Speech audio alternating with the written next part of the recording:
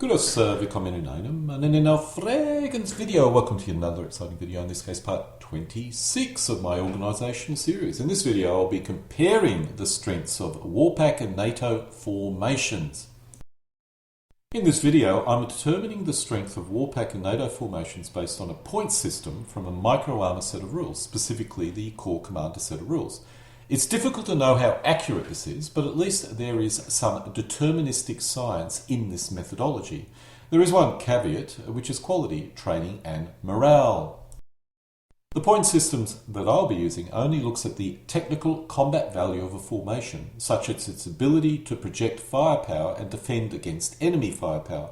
No attempt has been made to quantify factors such as quality, training, morale, or even doctrine. If I attempted this, the combat values would be basically my personal gut feel, which could easily differ from the gut feel of someone else. Viewers will need to make their own estimates of these intangible factors and how they may affect combat strengths. However, even saying that, I must admit there is one rather important point to understand about quality, training, morale and doctrine, which is that even professional soldiers are uncertain about the impact of these factors. Assuming your guys are better trained, have high morale and training, and you have superior doctrine, that feeling or assumption may actually prove wrong, and that also assumes that the other guy is not catching up with you or even exceeding your ability. However, I must admit that personally I feel NATO did have an advantage in terms of doctrine, training, quality, and long-term morale over the Soviets. But unless I have some actual conflicts to study, and thank God that I don't, I can never really be certain of this or how much this really mattered. As a result, viewers of this video and with knowledge of the period may be surprised at how powerful many Soviet formations are in this particular video. Remember that the values are not modified by these intangibles. If viewers have played any Cold War board games, they would have noticed the NATO battalions are often as powerful as Soviet regiments. This is because the game designers have factored in quality, probably over the top in terms of factoring in quality, but nonetheless they're doing some fudging in this area. So with that caveat concerning this video, let's move on with the video. The point systems or values that I'm using for most formations are normally given in the thousands, which makes it a bit harder to see the differences in combat capability. To make it easier, all values are divided by 100 and rounded to the closest whole number. This makes it easier to see if a battalion is stronger or weaker, although this rounding may reduce the accuracy of the analysis to an extent. However, I think it's a fairly minor extent. Let's start by comparing NATO formations with each other. I'll be comparing brigade or regimental sized formations. Shall only be looking at the core regiments of or brigades of a division, such as tank or infantry. As a result, support and artillery formations will be bypassed or overlooked. This does give the Soviets a bit more of an advantage, as NATO divisions did contain a significant amount of combat capacity under divisional control, which in real life would have been farmed out to the subordinate regiments, increasing their strength. I'm starting out with the armoured brigade, or the brigades in a road US armoured division. There were two types of armoured brigades in this division, this being the smallest one at the top and the larger one at the bottom. The larger one did have an additional infantry battalion. The mechanised brigades contained one less armoured battalion and one more mechanised battalion. The most powerful brigade in the US Army, particularly in 1986, was the Type 86 Armoured Brigade. The structure of this brigade could vary, but this would be a probably default structure. As you can see, this is significantly more powerful, and while the M1 main battle tanks were significantly better than the M60s, other battalion-related factors mean the strength was only slightly greater. The big difference was the mechanised infantry battalions, which I must admit did surprise me, which were very powerful indeed. Of course, they would be more effective in defence, and the armoured battalions would still always be the primary attack formations, and they were rather formidable in that role. Let's now look at the British, in this case an older Type 82 Armoured Brigade at the top. You can see it was comparable to a US road brigade. At the bottom, what we can see is the new brigade, which had the new MBTs and ICVs, and the impact is significant, although still not as powerful as a US brigade. The tank battalion, on the other hand, is incredibly more powerful, at least according to this point system. Now let's put up the British mechanised divisions, which were held in the UK but intended to be shipped over rather rapidly in case of war. This shows what you can see at the top of the group in the centre was a British mechanised brigade, which is a surprisingly powerful and large brigade. The final formation immediately below was a typical British infantry brigade, which is significantly weaker but nonetheless effective in defence. I've also included the Canadian brigade, which may not be as powerful as, let's say, a British mechanised brigade, but nonetheless was a very good, well-balanced armoured formation. Now let's move over to the West Germans. At the top, what you see is a West German Panzer Brigade, which is surprisingly weak compared with the US and UK. Below that, we have the Panzer Grenadier Brigade, and this was yet even weaker again. I must admit, this did kind of surprise me, and maybe a bit of national pride was burnt or sort of bent as a result, but these are the numbers. Let's now move down to the 50S Infantry Brigades, basically the Homeland Defence Forces, which did use older equipment. The strength was still respectful and would have been useful in defence, as you can see here. The 60S Homeland Defence Brigades, as you can see here, was only slightly weaker. Finally, the 80S Brigades, Homeland Brigades, were basically effectively men in trucks and was significantly weaker as a result. We'll now move over to the Belgium divisions, starting with, at the top, the Belgian Mech Brigade. As you can see here, this is, weaker than, let's say, the US and British, but probably comparable with the West Germans. If we move down to the Belgian Armoured Brigade, we come across an extremely powerful formation, which again was another interesting surprise from my point of view. Moving over to Denmark, this shows a Danish Mech Brigade, which does have a surprisingly good punch. When we move over to a Netherlands division, we see the Netherlands Armoured Brigade is up there with one of the most powerful brigades in NATO. Even the Dutch Mechanised Brigade is reasonably powerful. This again was another interesting surprise. The French don't actually have brigades and instead have small divisions which basically look or feel more like very large brigades.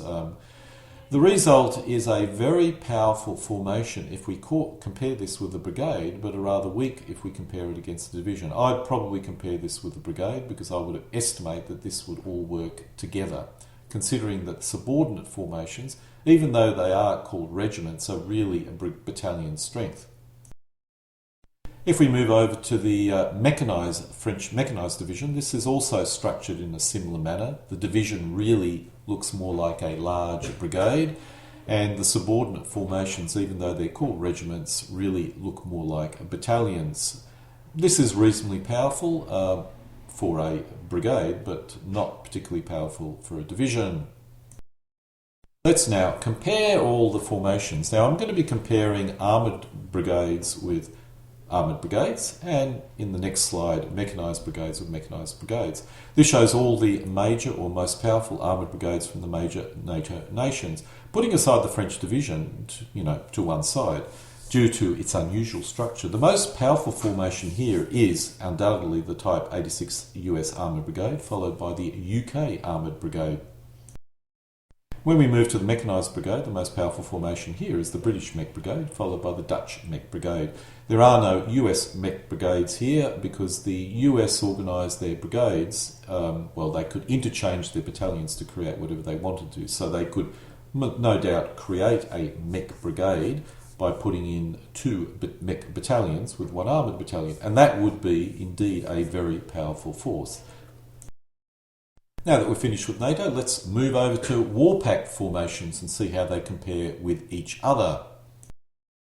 We'll first look at the first wave tank divisions. The one at the top, or the two lines or rows at the top, are the basically Type 1 divisions armed with T-80s, and the bottom one is armed with T-72s. These are comparable with NATO brigades, although compared with the US and UK were nonetheless reasonably much weaker.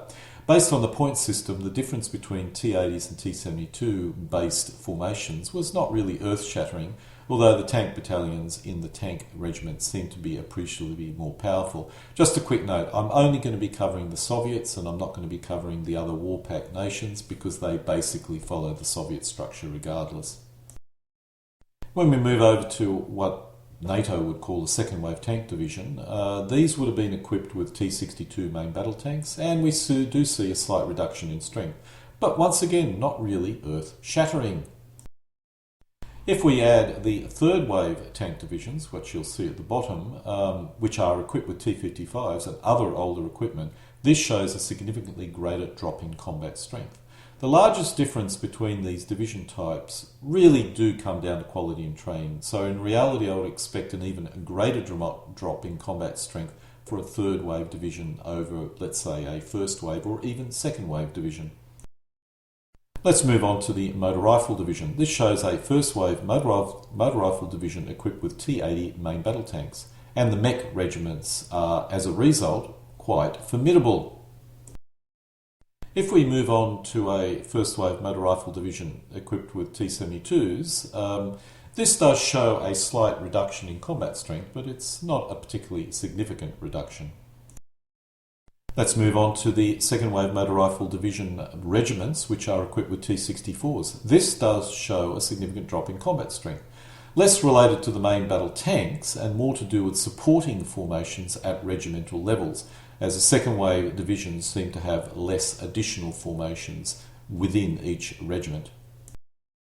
If we now add the third wave motor rifle division regiments, this also experiences a drop, but not as significant as the drop between first wave and second wave. Once again, I feel the largest downside to the third wave divisions, or reserve divisions, would be lack of quality and training. Now we come to the core of the video, and that is comparing WARPAC and NATO. First, I'll compare NATO brigades with regiments from the Soviet tank divisions. That is, I'll be comparing tank formations with tank formations. When we look at this chart, as expected, the NATO Panzer brigades, or tank brigades, are generally more powerful than the tank regiments in a Soviet tank division. However, it must be noted the Soviets had a lot more of these tank regiments than NATO had tank brigades.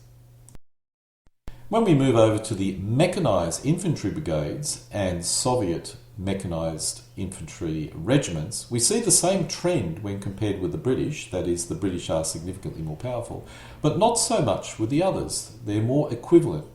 Once again, it should be noted that the Soviet mechanized infantry regiments that I'm using here all come from a tank division, not the motor rifle division, and as a result do contain slightly better equipment and also slightly more tanks. Let's now see what happens when we compare NATO brigades and regiments from the Soviet motor rifle divisions. As expected, particularly with the tank regiments versus tank brigades from NATO, the story here is much the same as what we've seen before, if not worse for the Soviets. NATO does have a significant advantage over the Soviets. It should be noted the Soviets tended to deploy older main battle tanks in their motor rifle divisions, with many being only equipped with the T-64 main battle tanks. So when we actually look at it division by division, it's probably even worse than what you see up here. Let's now look at the BTR regiments from the motor rifle divisions, which we've so far not looked at. The BMP regiments do not differ very much between the motor rifle divisions and the tank divisions, so we're going to skip that particular comparison. I was a bit surprised at this, but the BTR regiments in a first wave division were still quite respectful. They're reasonably large formations. Those from the other waves were most likely, the BTR regiments from the second and third waves were significantly weaker and almost certainly would have been mainly focused on defence. But the main reason why they're weaker is a lack of supporting equipment. For example, they lacked a self-propelled howitzer or even a towed howitzer battalion within their formation, and they also lacked tank battalions. What are my conclusions? In simple terms, when we simply look at the equipment, NATO would have been severely outnumbered.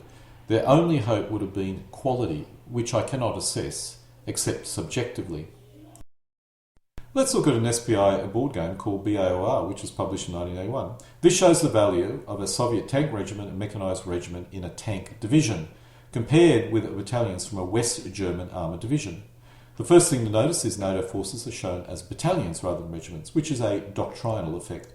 The Soviets would have most likely operated as regiments, while NATO would have operated as battalions. If we look at the strength of a Soviet regiment has an attack strength of 11 compared with a West German regiment attack strength of 14, which does not quite align with my points-based strengths, but is reasonably close. In defence, the Soviet regiment has a defence strength of 12 compared with the West German regimental. Remember, the regiment consists of 5 battalions, as we see up there, a regimental defence strength of 20, which does not align with my points-based system. It's about a 2-to-1 out. If we look at a British regiment, which has an attack strength of 15, the values also don't align with my points-based system. In defence, the British have a strength of 19 compared to 12 for the Soviet tank regiment. Once again, doesn't quite align. What I find unusual about this chart is that if we compare the British and West Germans, the values also don't align. So I'm uncertain how the values of the SPI board game were derived. But nonetheless, what we can say is that in this board game, NATO gets a big boost compared with the Soviets, and that would most likely be training and morale and quality. Thus, in conclusion, I feel this board game gives NATO some form of morale, training or quality boost of between, let's say, 50 to 100%, which may be correct, but I have no way of verifying if it is actually correct. One difference I can verify is doctrine. The Soviets would have operated at regimental level rather than allowing battalions to operate independently. The difference here is a doctrinal command and command control rather than actual combat strength. Thus, we come to an end of my part 26 of my organisational video series, in this case comparing WARPAC and NATO military formations in the 1980s, specifically 1986. Alle guten Dinge kommen zu einem Ende.